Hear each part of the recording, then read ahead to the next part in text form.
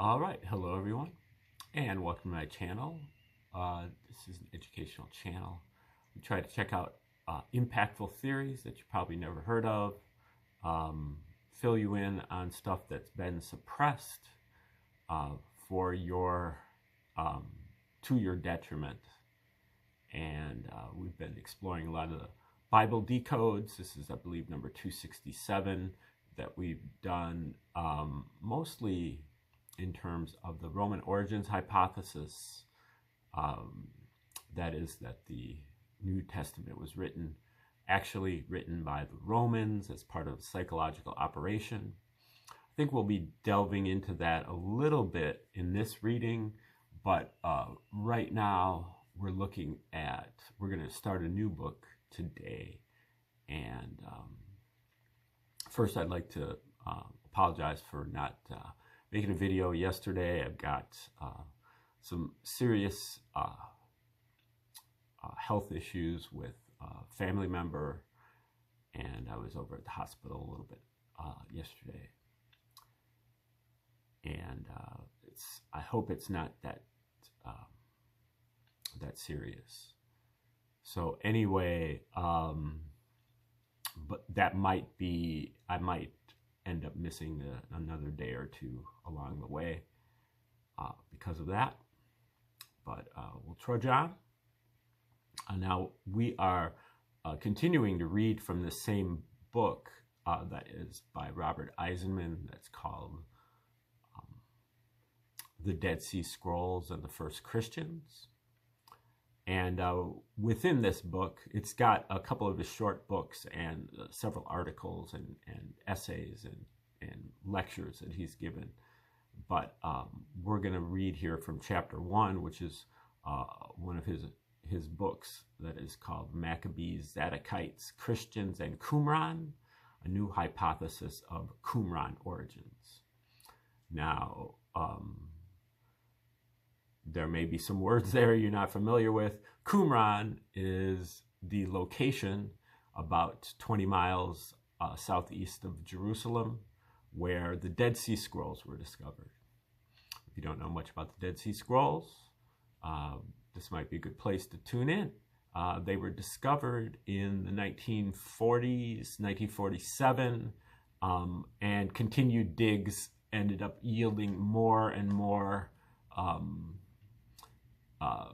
scrolls discovered in a series of caves between 1947 and 1956. There were all kinds of documents discovered, and they were hypothesized to have been from a sect, kind of a pious sect of Jewish monks living at this kind of forbidding location at I believe, the lowest altitude in the world, even lower than Death Valley, right there near the Dead Sea, Lake Asphaltitis.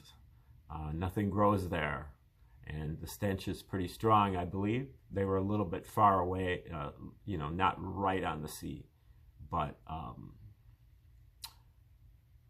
those were the Dead Sea Scrolls. Within the Dead Sea Scrolls, they discovered all of the books of the ancient Hebrew text that became the New Testament, except for Esther, I believe, and multiple copies of most of the books, including like 20 copies of Genesis, and I think even 25 copies of Isaiah. But there was also a great deal of sectarian material that was specific to the sect there at Qumran, such as the Temple Scroll, the War Scroll, the Damascus document, the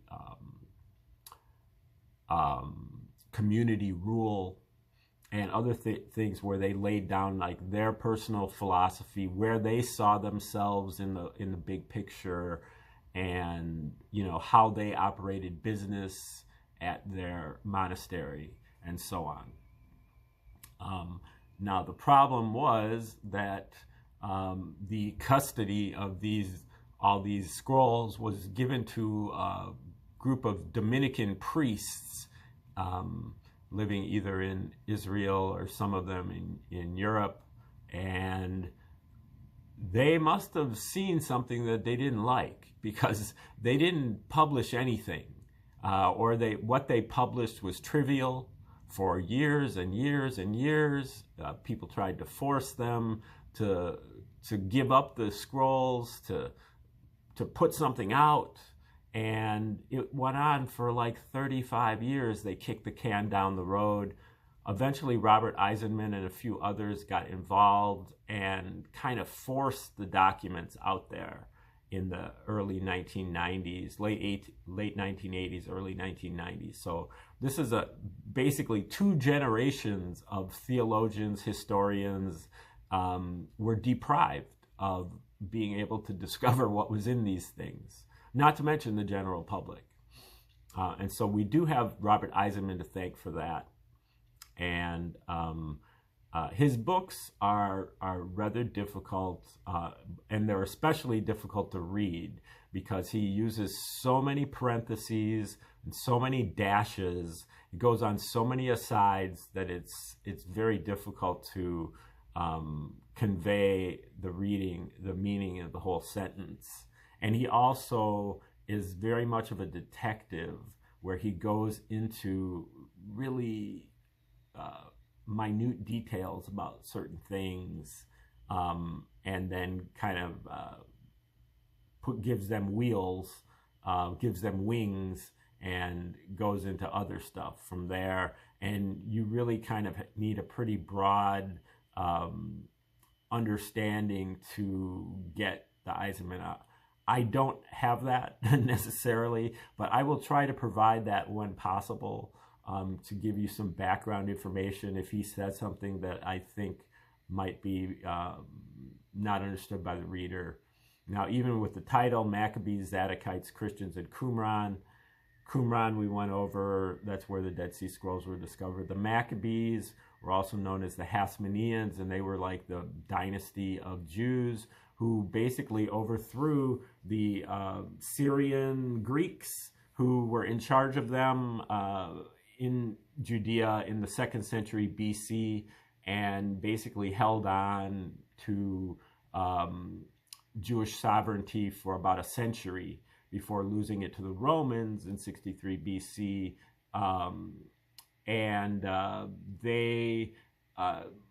A lot of their accounts are given in the apocryphal work Maccabees 1 and 2, 1st and 2nd Maccabees. I think that those are actually part of more Orthodox Bibles, Old Testaments, depending on your sect. The Zadokites were the priest. Zadok was one of the priests of David and Solomon, I believe, and his family members were, a family of high priests. I'm sure Eisenman will be getting into these in a lot more detail and accurate renditions than I just gave you, but that's just to get you started. So we're going to start with the introduction of this work. Now, it's a pretty short book, but it'll probably take us, a few weeks to get through. Okay, introduction. Various preconceptions, excuse me just a second here. Various preconceptions have dominated Qumran research. These, in turn, have blurred the significance of documents of the most incalculable historical value, so that only 35 years after their discovery, they have become objects of only passing interest to many scholars. Primarily, these preconceptions stem from an animus toward and derogation of the Maccabean family and the additional underlying motive, albeit at times unconscious, of trying to distance the materials in question as far as possible from Christianity's formative years in Palestine. Now, it's definitely true that a lot of the Dominican Catholic priests that had custody of these documents, they had an urge to date these documents as 2nd century BC documents, to move them away from Christianity's origins, whereas people like Eisenman and other scholars felt like they came from the 1st century AD, exactly the same time of so-called Jesus's life.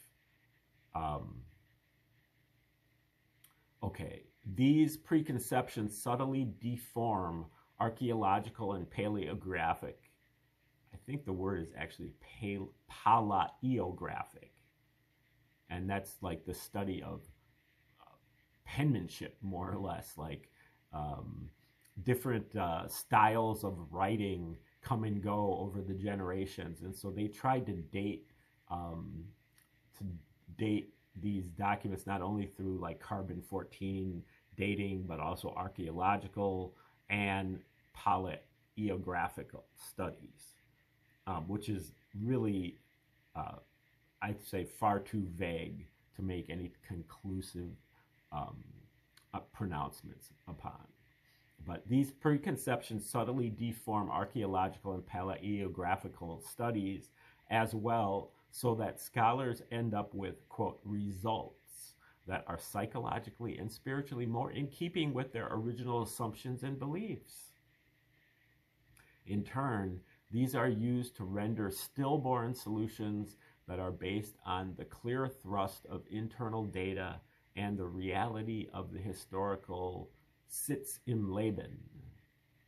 I believe that means situation, although my German is very rusty.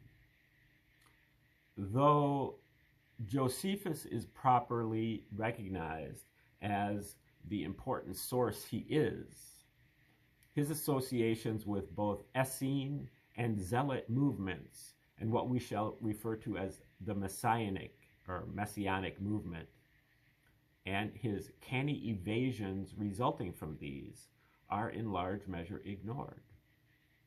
Now, looking at the Roman origins hypothesis, we basically hypothesized that Josephus maybe didn't even ever exist and was just a pen name of some Romans. Regardless, Josephus was a Flavian. He was part of the Flavian dynasty of Caesars by adoption, and his works cannot be taken seriously, in my opinion.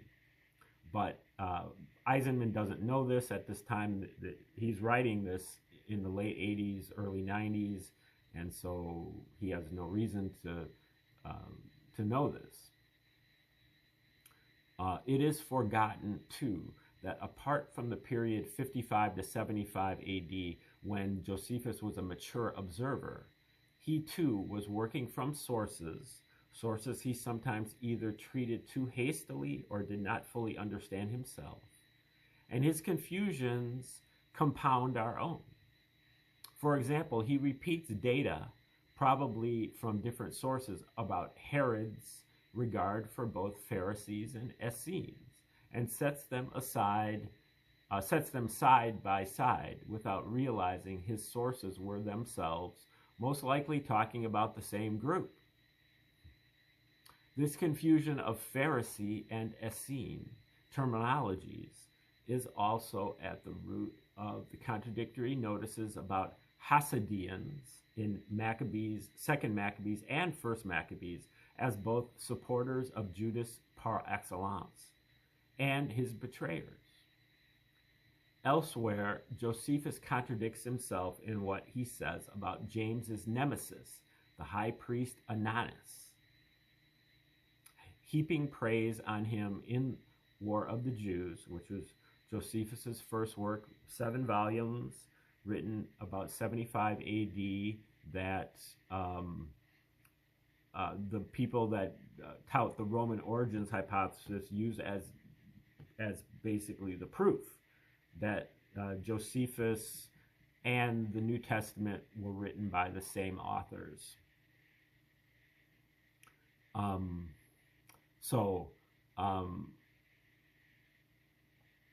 Now, if you remember the Essenes were the sect of pious Jews who many scholars believe that Jesus was one of their members, was amongst them, and that they were very strict in their diet and kept their strictures very strict. I'm inclined to believe that the Essenes never existed either, because they're only mentioned in Josephus and in Philo, Judaeus, and in another collaborator of the Romans, maybe Pliny the Elder, and so there isn't really any good evidence that they exist, because all of those Roman sources are very suspect. They're all in on it. Like, that's basically what this is. The Roman origins hypothesis is basically a conspiracy theory that the Romans did it and all of the Romans were in on it. I mean, all of the Roman royalty were in on it, trying to write Jesus as a fiction for psychological warfare purposes against the Jews in order to, mellow out the Jews who were far too aggressive and militant for the Romans under their control. And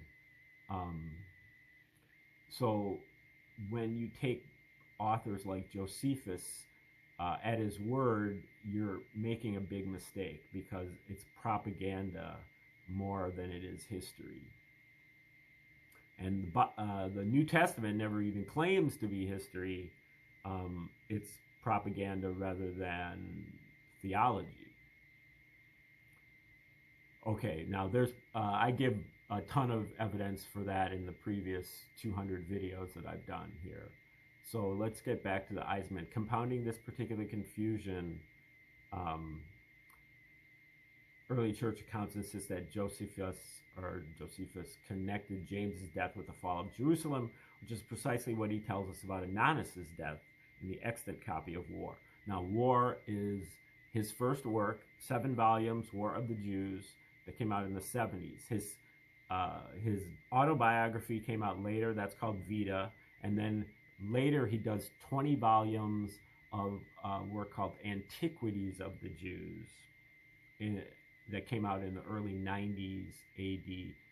Now, you have to keep in mind that at all points, Josephus is living at Caesar's palace in Rome. Okay, so these are coming out under the auspices of Caesar. Okay, the inability to come to grips with a whole new vocabulary in Hebrew also prevented many scholars from seeing through to the real implications of the materials before them. In particular, it proved difficult to recognize the Hebrew originals of familiar expressions known only through Greek, Latin, or more modern translations, such as derek, meaning the way, or tamim, or tom, meaning perfection, or da'at, meaning knowledge, gnosis in some traditions, and so on. Perhaps because of a dearth of really credible translations, specialists also found it difficult to come to grips with the use of interchangeable metaphor where the names of numerous familiar groups were concerned, like the Essenes, and the other term there is Hasidim, and Zadokites or Zadikim, Ebionites, Nazareans, the meek, the saints, zealots, etc.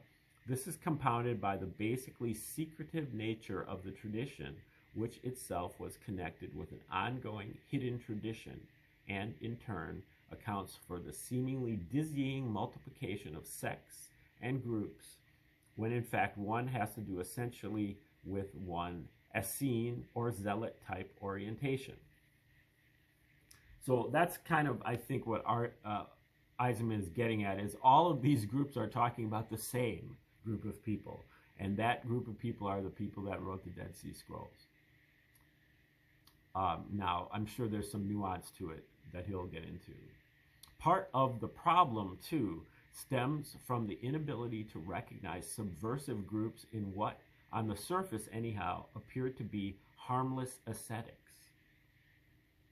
Here, Josephus is more forthcoming, albeit still using his familiar circumlocutions, which he tells us that the impostors and deceivers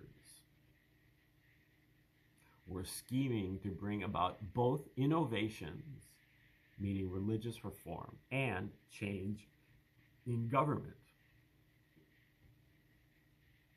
Now, from my reading of Josephus, he's not always, when he uses the term innovations, it doesn't necessarily mean religious reform. I thought it meant almost like war offensives. Anyway, one must be prepared to put aside all preconceptions stemming from one's own terms of reference, usually either the viewpoints of Rabbinic Judaism or Christianity as it has devolved upon us, since the tradition under consideration is implacably hostile to both. Now, Rabbinic Judaism is also a product of the Romans, and this is overt. I believe that it's known to historians that Rabbinic Judaism came under the auspices of the Flavian Caesars, especially Emperor Vespasian, around 70 A.D., right as the Jewish War was, after Jerusalem was sacked by Vespasian's son Titus and future Emperor Titus. They gave the Pharisees, in particular Yohanan ben Zakkai, who many scholars, at least some scholars, believe was Josephus himself, a land grant to start a campus for the study of Jewish scriptures as a psychological warfare attempt to get the Pharisees kind of away from more political type events and into the kind of endless deciphering of the scriptures. For example, the authenticity of the letter of James has been consistently undermined from Eusebius's time to Luther's, but aside from some polishing and minimal ideological tinting, it fits perfectly into the materials of concern to us in this study. And Eusebius was one of the church fathers. He was palling around with Constantine, early 4th century, late 3rd, early 4th century. And Luther, Martin Luther, that's 16th century, early 16th century. Exhibiting that studied reticence in identifying its antagonists, which is usually the result of fear of powerful, hostile forces, is not one jot or tittle approach. It's not one jot or tittle approach to Torah. Its constant stress on keeping, not breaking the law, and its antagonism to fornication, the formulations of which appear to predate and underlie Matthew 5:17. All have their parallels in Qumran usage. Okay, so he's saying that all of these kind of very strict interpretations of the Jewish law also have parallels at Qumran. And so that this not one jot or tittle, that basically means, if you break any part of the Torah, you're breaking all of it. Its application of tongue imagery extant at Qumran to describe a troublesome internal adversary is also generically parallel to the lying, spouting, and insolent scoffing allusions at Qumran. Elsewhere, the interpolation of Paul's presentation of the order of resurrection appearances in 1 Corinthians 15 is widely assumed to involve the reference to James and all the apostles. However, we prefer to turn this around, considering it rather to consist of the improbable Cephas and the 12. There were only 11 at the time. Neither can the historical situation of the Qumran tradition be reconstructed solely on the basis of traditions to which Rabbinic Judaism is the heir. In fact, in this period, both it and Gentile Christianity exhibit a telltale pattern of deference to Herodian religious requirements and political designs. Herodian meaning of the Herods, Herod the Great and his successors, many of whom were governors, procurators, administrators of the Roman government in Judea. Some words should be said about our reference in passing to Zohar tradition, correspondences to which are pointed out in the footnotes. It should be noted that I confine myself to Noah and Phineas sections only, where allusions relevant to James's person are found, though I prefer to stand aside on the question of the Second Temple or medieval origins of Zohar tradition. The appropriateness of these allusions to the materials under consideration should give those who dogmatically adhere to the latter position something to consider. Certainly, these references have nothing whatever to do with 13th century Spain. Correspondences, that's where the Zohar originated. The Zohar is kind of like a interpretation of the scriptures. I think it's kind of adjacent to a lot of the Kabbalistic traditions. Correspondences are also pointed out in the footnotes to Karaite traditions, and selected use is made of materials in the Slavonic Josephus. That is the version of Josephus translated by Slavs in, I think, the 9th or 10th century.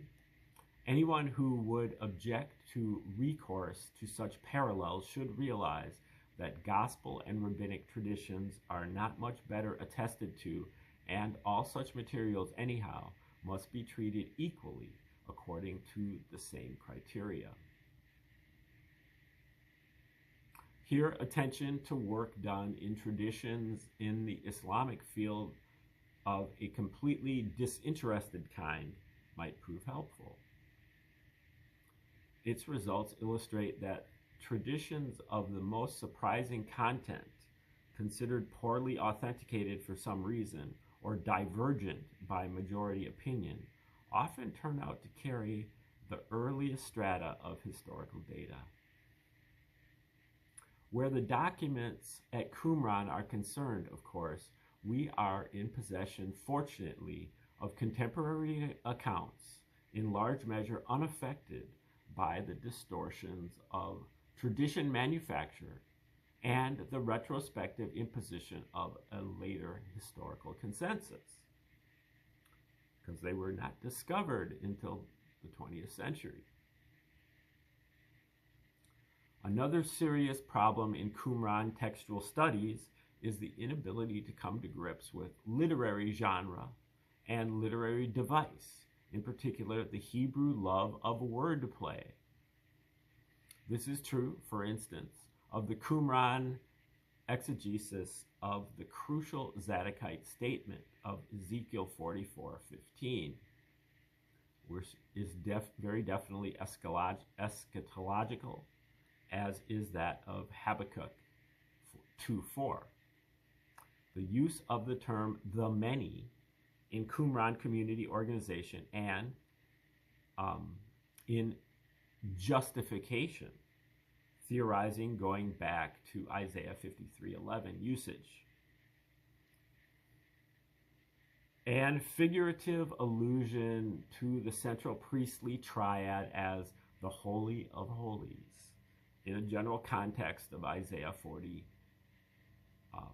verse 3, making a way in the wilderness, and Psalms 118, verse 22, cornerstone imagery. Two basic Hebrew concepts, Hesed and Zedek, piety and righteousness. And Hesed corresponds to the fourth sphere on the Kabbalah. Two basic Hebrew concepts, Hesed and Zedek, piety and righteousness, run through all descriptions of opposition groups in this period.